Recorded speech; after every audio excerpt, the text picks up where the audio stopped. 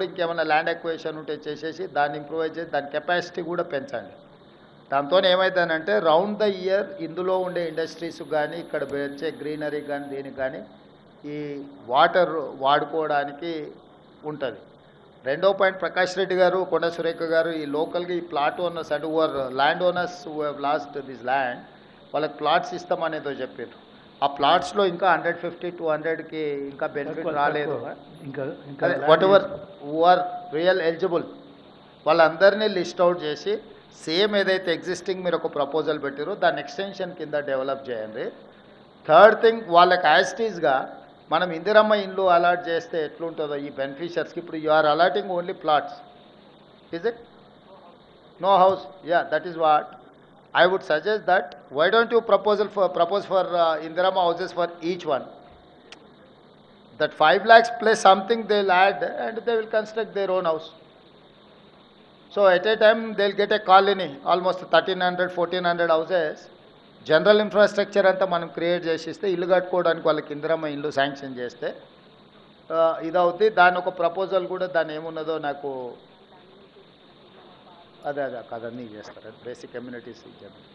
So అది మొత్తము entire ఒక మినీ కాలనీ లాగా డిజైన్ చేయి. చిన్న చిన్న అంటే అక్కడ లోకల్గా పిల్లలకి కానీ వాళ్ళకి కానీ ఒక స్కూలు ఏమేమి ఇవాళ basic infrastructure whatever requirement is there.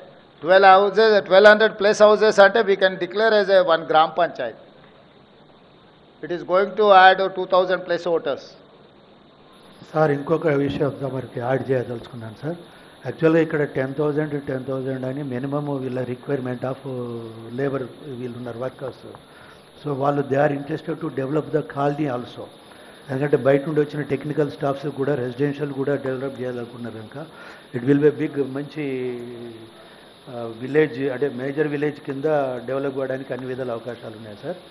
రెండోది ఏంటి అని అంటే ఇప్పుడు ఏదైతే అవుట్ సైడ్స్ డెవలప్ చేస్తున్నారో అక్కడ శానిటేషన్ లేదు, ఎలక్ట్రిఫికేషన్ లేదు, అది మా పరిధిలో లేదు అంటున్నారు. కానీ ఫార్మర్స్ ఏమంటున్నారంటే ఆ 2 కంప్లీట్ చేసి ఇస్తేనే అంటే వాటర్ సప్లై ఈ 3 ఐడీసీ వాళ్ళు కంప్లీట్ చేస్తేనే వాళ్ళు ఇమీడియట్లీ టేకప్. శానిటేషన్ రిలేటెడ్లో that is our responsibility. We cannot ignore while you are constructing అనే.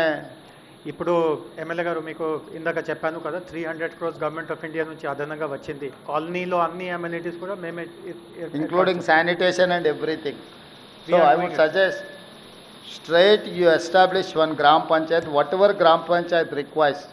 Gram panchayat building, community hall, education, school building and everything.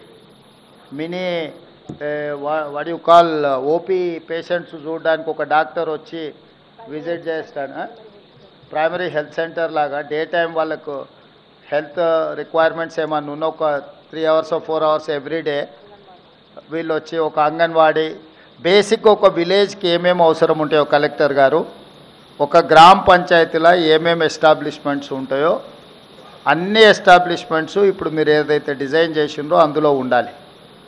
వాటికి కావాల్సిన బడ్జెట్ ప్రపోజల్స్, డెవలప్మెంటు ప్లస్ ఈ beneficiaries అందరికీ Indiramma scheme కింద houses ఇవ్వడానికి వాళ్ళందరినీ కూడా లిస్ట్ అవుట్ చేసి యూ గెట్ దట్ ప్రపోజల్. అంటే entire this area nothing but special economic zone.